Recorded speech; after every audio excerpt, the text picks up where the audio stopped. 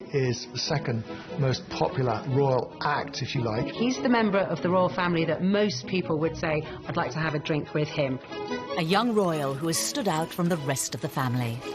Harry is very accessible. He's very cheeky, he's very funny, he plays around with the press, and he's very naughty, and I think Britain adores him. But behind the smiles, Prince Harry has had to face unique difficulties. From his parents' very public marriage breakdown. Harry was very often devastated by what was so public. To losing his mother. He said that no child should ever be made to do what he did. And struggling to find a role for himself. On the right! Quick! March! Tonight, royal experts and insiders lift the lid on Prince Harry's inner turmoil. If you look back over his life, you can see moments where his troubling side has come to the fore. And we reveal how problems of his past led him to his present path. Harry blames the media for the death of his mother. He was determined that they wouldn't do for Meghan what they did for Diana. Living a life of privilege, are some of Harry's issues first world problems? Or has he been expected to suffer in silence in an institution famous for keeping a stiff upper lip? I think he's very warm, I think he's very fun-loving, but I think he's also quite troubled and open about that. He is quite conflicted when it comes to balancing his private and public life, and really always has been. He said he wants to be ordinary. He can't be ordinary. He is a member of the royal family.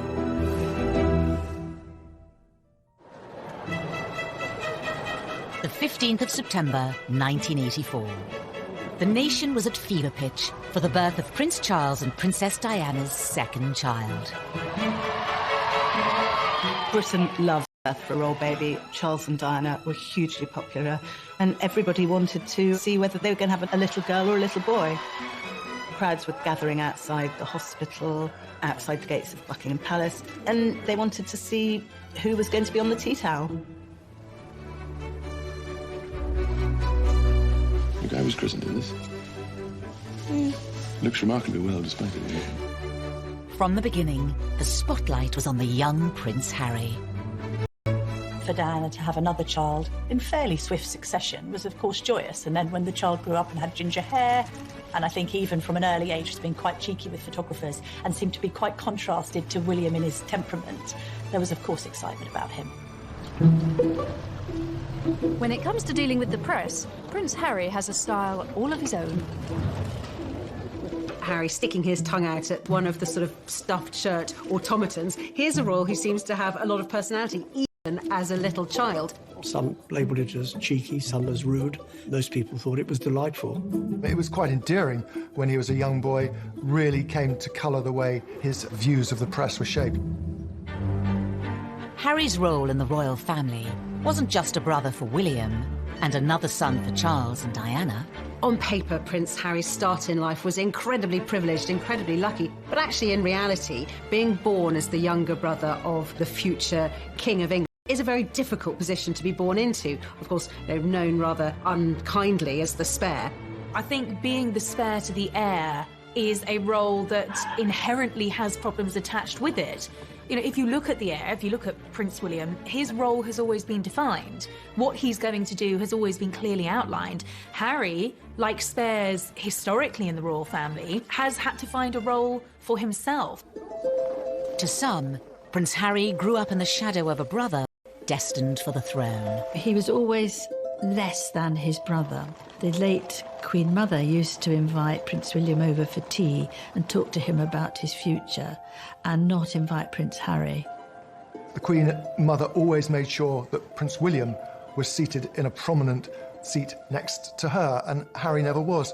Diana would take the two boys to Highgrove in Gloucestershire. And on this particular occasion, Diana was driving, I was sat in the front, William and Harry in the back. You know, they clearly got off to a bad start because they were both arguing before we even left. Harry out of nowhere just said, William, you know, one day you'll be king, I won't, it doesn't matter, therefore I can do what I like. You can take that comment two ways. It can indicate envy, if you like, that William's got this great future as king, but also there's an element of, I'm free, I'm going to be able to choose my own role in life. While the young princes may have been aware of their unequal positions, their parents were determined to raise them the same way.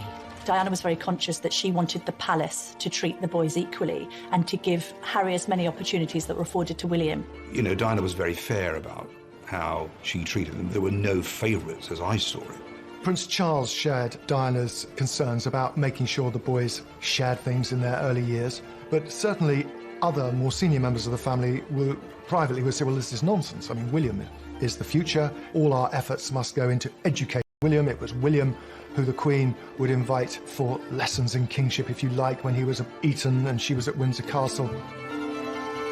But while Charles and Diana tried hard to keep their sons happy, their own relationship faltered and ultimately failed.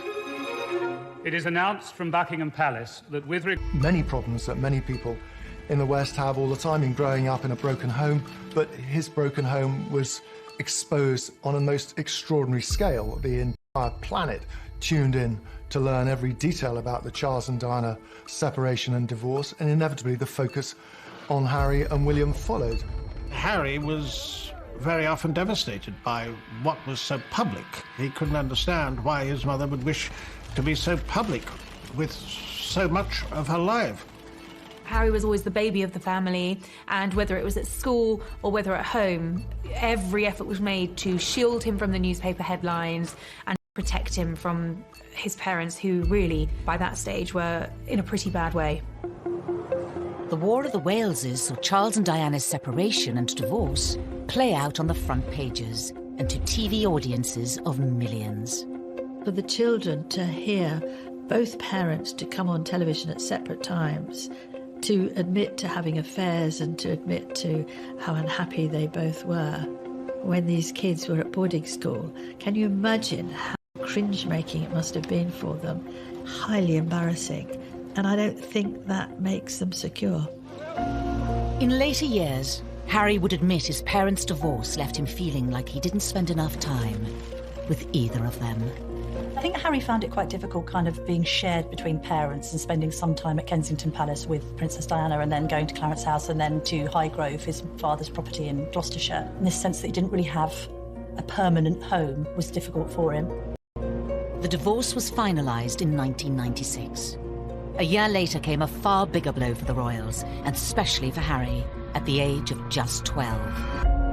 We have reports from Paris that Diana, Princess of Wales, has been killed in a car accident. Harry really did feel the loss of his mother. Being the youngest, he was, as much as William was close to his mother, he was probably a little bit closer.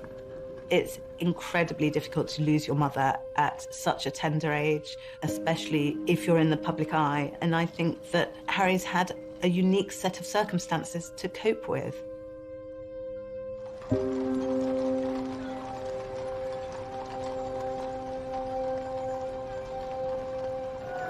Less than a week after Diana died, her funeral was watched around the world by around 2.5 billion people. I don't think anyone will ever forget the sight of Harry walking behind his mother's coffin, so small, so young, so grief-stricken. But this is part of being royal. This is their duty. I may not necessarily agree with it, but this is what it was, and that must have been very difficult. On a public sleeve. And they were incredibly brave in the way they presented themselves. All around them, people were caterwauling, weeping, wailing, and anybody hearing that would break down. But no, they didn't. Which was actually very selfish of most people, because somewhere in amongst all that national outpouring of grief, the private grief of the boys got lost. Ever since Diana's death, Harry has been in no doubt about who he blames for the tragedy.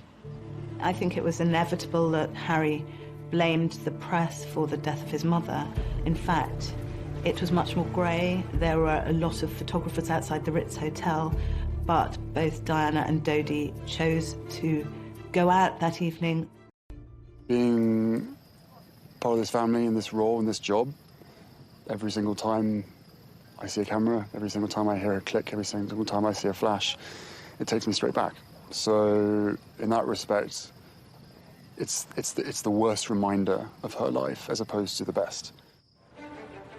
For 2 decades, Harry said very little about losing his mother. But in recent years, he has lifted the lid on the emotional turmoil he's been experiencing. He said that no child should ever have been made to do what he did. The experience of that, the trauma of losing his mother, has culminated in years of personal crises for the prince, something that he's struggled with in adulthood. And I think having spoken so openly and courageously about the impact that losing his mother had on him, we now do have some understanding on just how much that has shaped him. Harry revealed he had been seeing a mental health professional to help him with his grief. It was a big surprise when Harry came out and said he'd had these mental welfare problems, the fact that he'd sought help, treatment.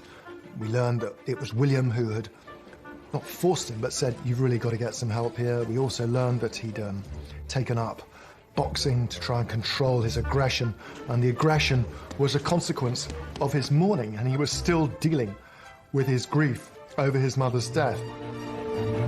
But it would take nearly 2 decades for Harry to seek help. In the years after Diana's death, the young prince would deal with his troubles in a very different way. The sadness and the grief would make him behave in a very inappropriate way. He had problems with excessive drinking and also problems with drugs.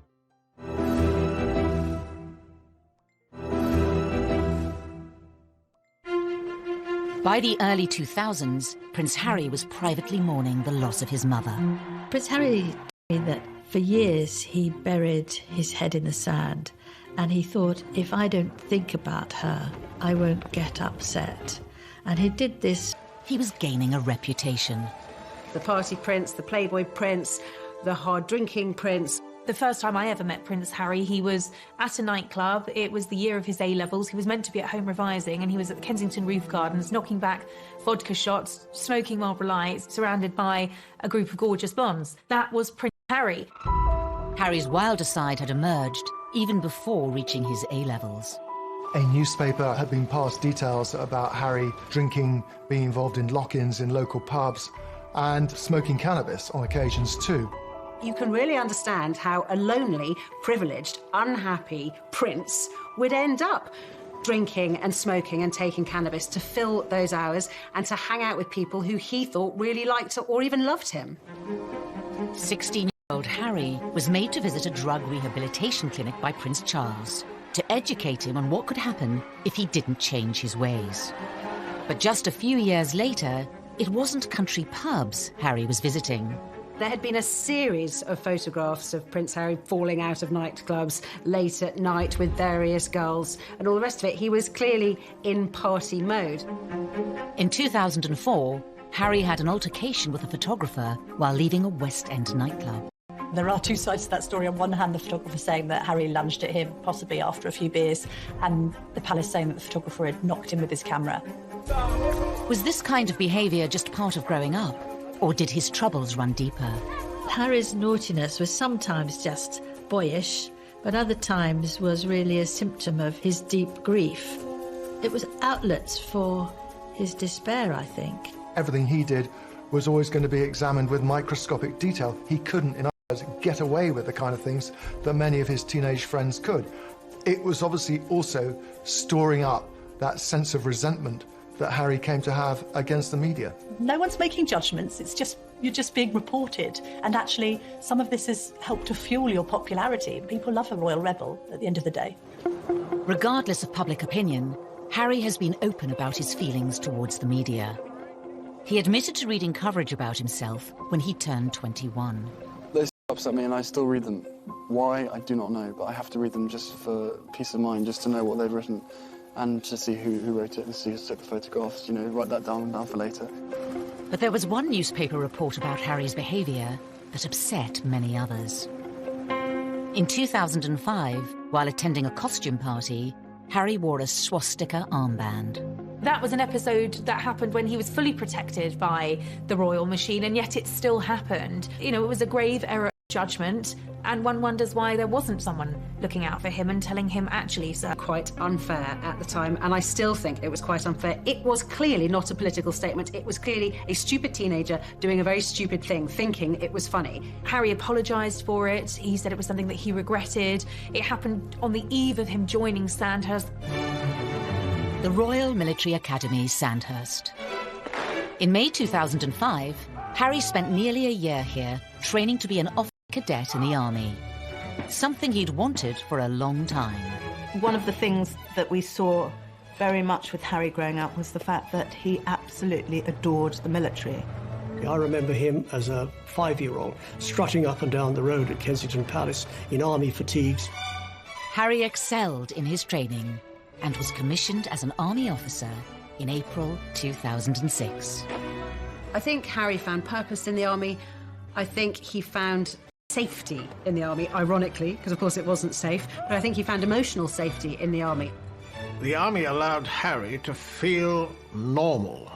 That's what he wanted. It's completely normal. It's as normal as it's going to get. I'm one of the guys. I don't get treated any differently. Even though Harry felt normal in the army, the rest of the world couldn't forget he was a royal. And that brought problems. When he was told he couldn't serve on the front line, he was absolutely furious and wanted to be treated like any other soldier. I have decided today that Prince Harry will not deploy as a troop leader with his squadron. There was a U-turn on a decision to deploy Harry to Iraq in 2007 over safety fears. I joined the army unless I thought I was going to. Simple as that. If they said no, you can't go front line, then I wouldn't drag my sorry ass through Sandhurst, and I wouldn't be where I am now, because the last thing I want to do is have my soldiers sent away to Iraq or wherever like that, and for me to be held back home twiddling my thumbs thinking, what about David, what about Derek? At that time, everyone else was going to Iraq, and he felt he should too, and it was enormously frustrating for him. Eventually, Harry was allowed to serve in combat zones. In 2008, it was revealed that he had been deployed to Afghanistan. The day he flew out, he was ecstatic, really. He said that being in theatre in Afghanistan, something that most people would find frankly terrifying, was as normal as he was ever going to get, and he loved it for that reason. But his time on active duty was short-lived. A media blackout was imposed on Harry's posting for his protection until an Australian magazine revealed where he was, and he was forced to leave. He'd had his opportunity in Afghanistan cut short. He could see which way the wind was blowing. It was unlikely he'd get another opportunity unless he could do something different. So he put himself through some really tough, and this allowed him to have a second bite at the cherry and to go back out there. On his second deployment, the media were allowed much more access to Harry.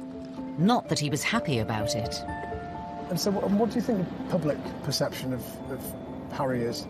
I don't know, it fluctuates. It depends on what the media want to write, I suppose. I'm out here doing a job and I really enjoy it. I never wanted you guys to be out here, but there was an agreement made to invite you out on the deal that the media didn't speculate before my deployment. That's the only reason you guys are out here. Harry may not have wanted the cameras there, but it did give the world a chance to see him in his element. If you speak to anybody in the military, they will always say he was absolutely fantastic. Being dragged away from my guys, I think it was all done. It wasn't done in the wrong way, but it was just.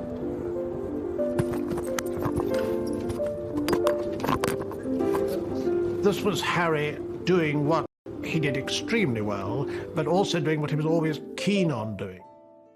In January 2013, Harry returned to the UK after a successful deployment, but there were questions over what was next for him.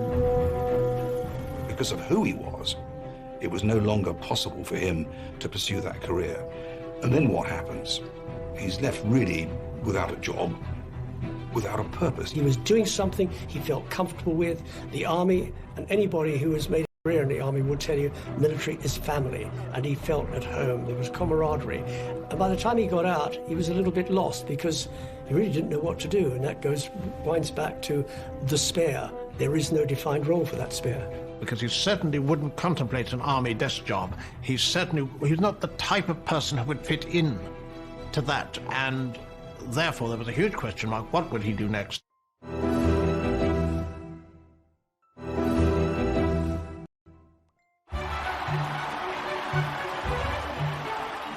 In April 2011, the world watched as the future king of the United Kingdom married his queen. Best man Prince Harry was by his brother's side as William officially settled down. Roger, if you can call 20 seconds and I request flares and as low as possible. But in between his army tours, was Harry ready for the same thing? They're still talking. Or did he still have some growing up to do? The Americans arrived, all is well in the Empire. It didn't seem then that he was yet quite ready to settle down. Oh, there it is. Yes, Harry was a prince, but he was also a lad who wanted to go out and have some fun. 2012. This hotel, however, it is most unwise to play strip pool. According to the advertisement, what goes on here stays here. In Harry's case, it certainly didn't. Once again, Harry was front-page news for all the wrong reasons. For some, it was Harry the lovable rogue. The tabloids ran the images of him basically stark naked, covering his crown jewels, I think. There was no wrongdoing there. It was a bit of harmless fun. And what's been interesting about Harry is actually quite a few of these episodes have endeared him to the public even more. But Harry was still struggling to reconcile the role he had been given at birth and the man he was becoming. Probably let myself down, let my family down, let other people down, but at the end of the day, you know, I was in a private area and there should be a certain amount of privacy that one should expect. But, you know, it was probably a classic example of me probably being too much army and not enough prince, is a simple case of that. After Harry's second tour of Afghanistan, he found a way to combine being a prince with his passion for the military.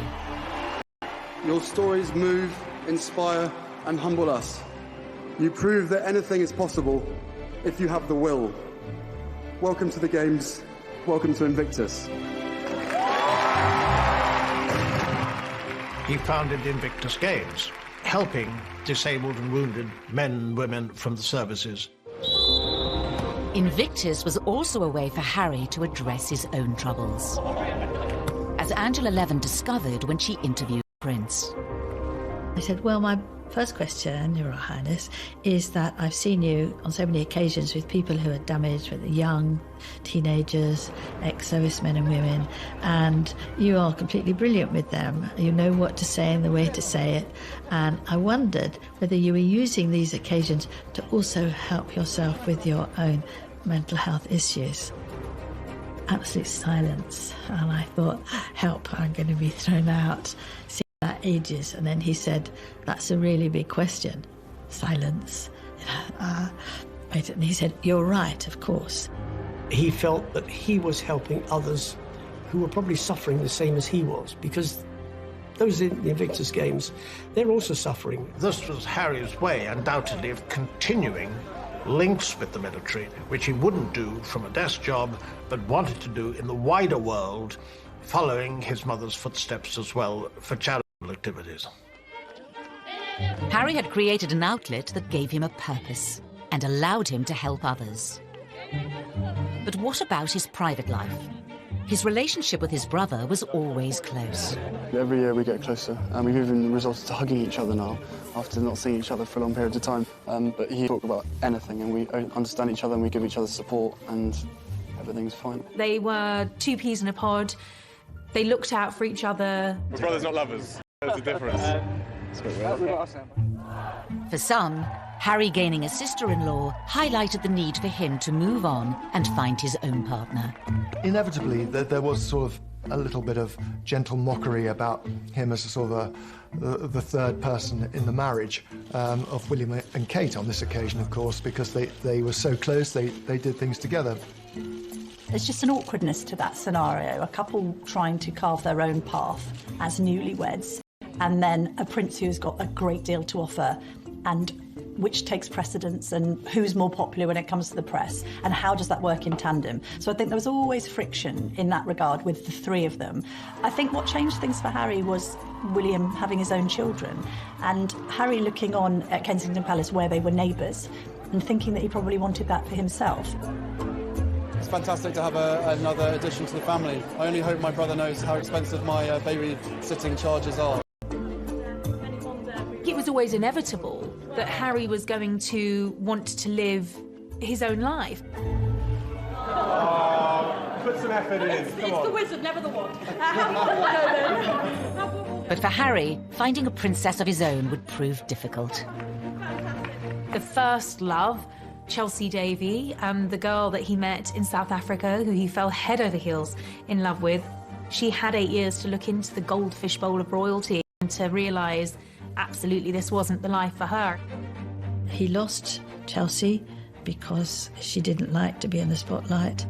Harry was disappointed, but he was very much younger, and this was probably his first love, and probably a love that was not going to go anywhere. That was swiftly followed by a relationship with Cressida Bonus, who was a budding actress. And she, too, didn't like the idea of media intrusion. Media's got a knack of destroying relationships, and she didn't like media intrusion and really did want to pursue her acting career, and she walked away. For years, Harry was troubled by his position and the scrutiny that came with it, which would scare women away.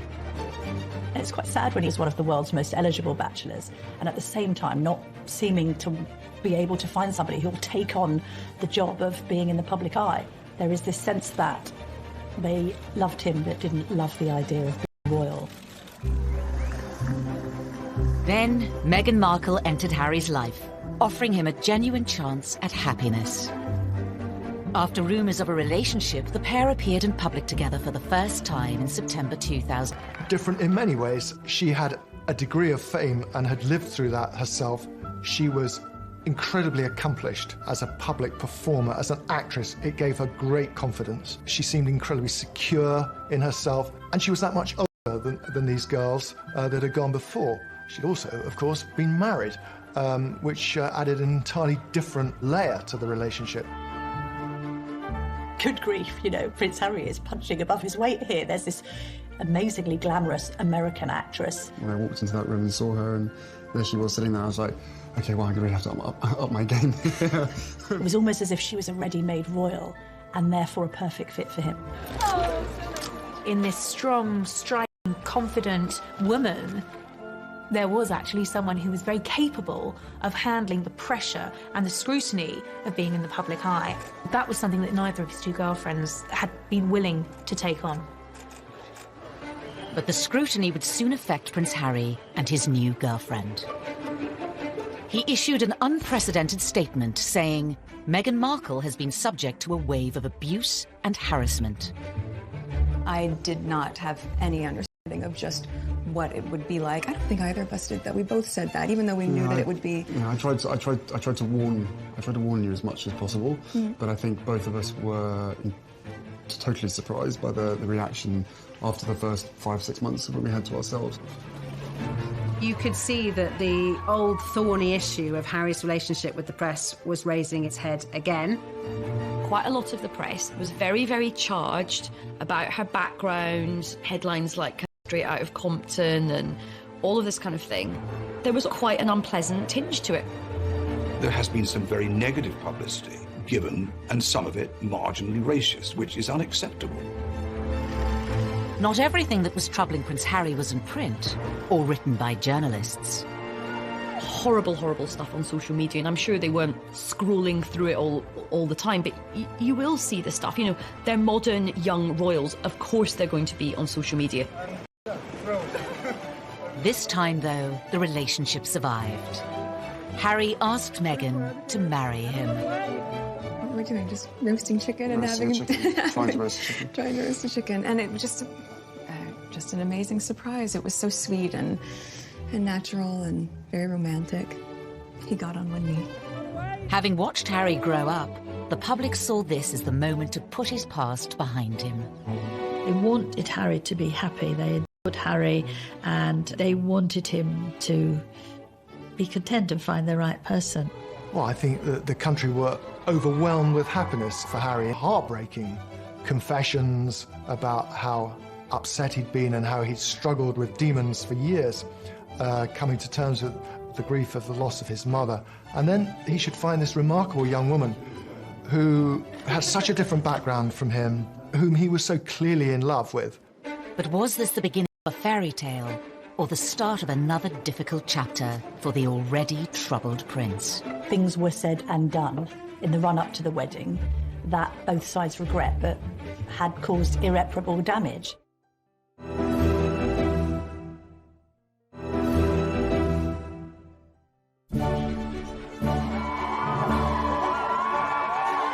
On the 19th of May 2018, all eyes were on St George's Chapel in Windsor. The wedding day was wonderful. Meghan looked beautiful in her dress. Harry couldn't have looked happier. The ceremony itself was so vibrant, it was so new, it was so different, it was so unique to the two of them. And I think it was the start of something very, very happy and very, very special. Nobody can deny that the wedding day itself was sparkling. It was magic. It was like Disneyland. But not long after, Harry was once again facing familiar troubles with the press. The wheels started to come off amid suggestions that the couple had been a bit difficult over the planning of the wedding, and that demands were being made that perhaps weren't quite in proportion with their place in the royal pecking order. He said before the wedding, what Meghan wants, Meghan gets. And I think he defers to her a great deal. She's a very confident, articulate woman who's done very well for herself. But I think she has no idea of the sense of duty, which is understandable because she's never been a member of the royal family. But she won't be confined by protocol. The level of perceived criticism against Meghan is something many say has had a profound effect on Harry. He saw echoes of what had happened with his own mother and thought, I'm going to speak out about it. And I know a lot of the press were very, very angry about this. Lots of people were saying, how dare he have the temerity to break this code, that you would never, ever complain. But unlike other members of his family, Harry has not always observed the royal code of silence. After the birth of his and Meghan's son Archie, he became even more defiant. I will always protect my family, and now I have a family to protect. Everything that she went through and what happened to her is incredibly raw every single day, and that's not being paranoid, that's just me not wanting a repeat of the past. Rather be it a husband, be it anyone, you'd probably be doing exactly what I'm doing as well. I think Harry fears that there will be parallels between his own relationship and that of his mother, and he's very keen to protect Meghan and Archie. I mean, I have the two best guys in the world, so I'm really happy. Harry is so protective of Meghan because of his mother and this idea that he doesn't want any other woman in his life going through what Diana went through. The trouble is with that is he has rewritten history somewhat, because although there was undoubtedly a hounding of Diana, there was also a manipulation of the press. In the eyes of some, criticising the press for criticising them hasn't always been warranted. Meghan flew to New York for a baby shower. Now, nothing wrong with going to a baby shower. That's what Americans do. We don't do it so often in the UK. But she flew over private jet. What's wrong with the commercial jet? They went to Ibiza and the south of France in private jets. What's wrong with commercial flights? And that's when they were getting criticised, because they'd been preaching climate change, they'd been preaching the environment, they'd been preaching global warming and doing all the things that they shouldn't be doing. Everybody deserves a critical word written about them. Nobody should be above reproach. The press accused them of hypocrisy, and there's no question also that they weren't, it seemed, listening to advice, paying much attention to precedent. All of this made the atmosphere very unhappy. While the press levelled criticism in public, behind palace walls, Harry was allegedly facing troubles of a much more private nature. One of the things that unquestionably adversely affected the relations between Harry and William, who were so close for so many years, was a series of rumours after the wedding. William expressed doubts to Harry as to whether or not he was too quick in being engaged to Meghan. There was a brotherly discussion, which I think was voiced out of concern from William, but was misinterpreted as a lack of support. Things were said and done in the run-up to the wedding that both sides regret, but had caused irreparable damage. Was Harry losing the one person he could trust? The brother he was so close to throughout the troubles of his childhood? There are also clearly unresolved issues and a distance between the two brothers that has never been there before. In 2019, the brothers split their royal households. And later in the year, Harry even addressed the rumours of a rift. Inevitably, stuff happens, but look, we're brothers. We'll always be brothers. We're certainly on different paths at the moment, but I will always be there for him, and as I know, he'll always be there for me. But, you know, I love him dearly, and, you know, the majority of the stuff is the majority of stuff is created out of nothing. But, you know, it's just, as I said, as brothers, you know, you have good days, you have bad days. The writing was on the wall. It was, in effect, a declaration of independence. The Duke and Duchess of Sussex have announced that they are carving out what they call a new role for themselves. They intend to step back as senior members of the royal family and work to become financially independent. In January of 2020, Harry and Meghan announced they would be stepping down as working royals. Prince Harry and Meghan had been out in Canada over Christmas trying to work out how they wanted to proceed into the future. I think Meghan and Harry decided to step down as working royals because they felt that they were being constrained by the palace system. Once Meghan and I were married, we were excited, we were hopeful, and we were here to serve. For those reasons, it brings me great sadness that it has come to this. This is unprecedented. It is an abdication in all but name. It's pretty seismic for the House of Windsor. There was a sense of being hurried about it, and I don't think the Queen, for one, was quite ready for it to come out as it did. After negotiations with the Queen, it was decided Harry and Meghan would lose the title Royal Highness. They would no longer receive royal funds. The official departure date was set for the end of March. But it seemed Prince Harry was keen for the new chapter of his life to begin. Before giving a speech in Edinburgh, Ayesha Hazarika was the first person to introduce the new, titleless Harry to the world. I met him, and what happened was I was going into the room and I was very unsure about what to call him. I mean, his advisor just said, look, just call him Harry. Just call him Harry. And he's made it clear that we are all just to call him Harry. So, ladies and gentlemen, please give a big, warm Scottish welcome to Harry. I turned him from a prince into a commoner. I have that effect on people. But it was actually very fitting because this was him ending one period of his life and beginning a new period. Harry and Meghan's final royal engagement was in early March, and for some it seemed the prince's troubles were still on display. To common parlance, the Commonwealth Day service was #Orcs. There was quite a lot of tension there. There was some interesting body language with both of the brothers studiously examining their programmes and not really talking at all. Meanwhile, Meghan's there with a megawatt smile, trying to make the best of things. The lack of warmth between them was, well, yeah, I mean, from having seen them so close for so many years, it was quite startling. The couple of Harry's troubles remains unclear. We will see whether or not it brings the contentment and the peace that they're seeking. He knows in his heart what he wants to be. He said he wants to be ordinary to me. He can't be ordinary. He is a member of the royal family. Wherever he goes, he will be known as a member of the royal family. It's still unclear how the couple's new life, away from palaces and courtiers, will pan out. The Queen has made it very clear that she would always welcome him back, and the arrangements where they have to drop titles and not receive the sovereign grant and all these restrictions are only for a year, and after that it's going to be looked at again. So they're really under the watchful eye of the royal family for the first year, which they probably don't like at all. The future for Harry and Meghan poses many questions. Will they be free to speak their mind? Recently, Harry was caught off guard by Russian comedians in a prank phone call in which he spoke candidly, unaware it was a hoax. I don't mind saying this to you guys. I think the mere fact that Donald Trump is pushing the coal industry so big in America, he has blood on his hands, because the effect that has on the climate and on the island nations far, far away, again, out of sight, out of mind.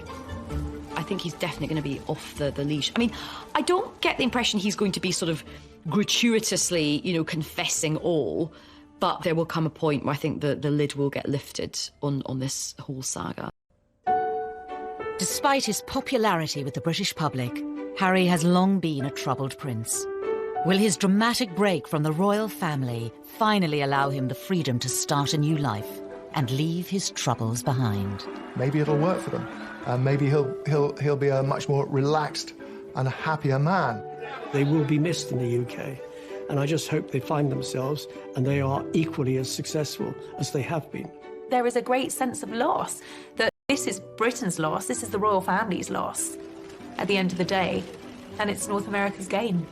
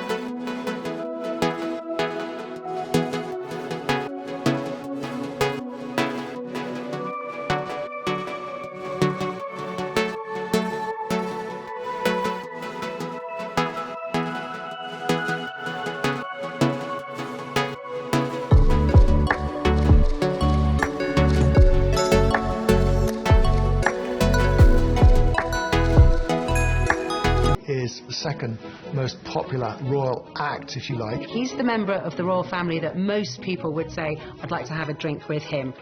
A young royal who has stood out from the rest of the family. Harry is very accessible. He's very cheeky, he's very funny, he plays around with the press, and he's very naughty, and I think Britain adores him. But behind the smiles, Prince Harry has had to face unique difficulties. From his parents' very public marriage breakdown. Harry was very often devastated by what was so public. To losing his mother. He said that no child should ever be made to do what he did. And struggling to find a role for himself. On the right! Quick! March! Tonight, royal experts and insiders lift the lid on Prince Harry's inner turmoil. If you look back over his life, you can see moments where his troubling side has come to the fore. And we reveal how problems of his past led him to his present path. Harry blames the media for the death of his mother. He was determined that they wouldn't do for Meghan what they did for Diana. Living a life of privilege, are some of Harry's issues first world problems? Or has he been expected to suffer in silence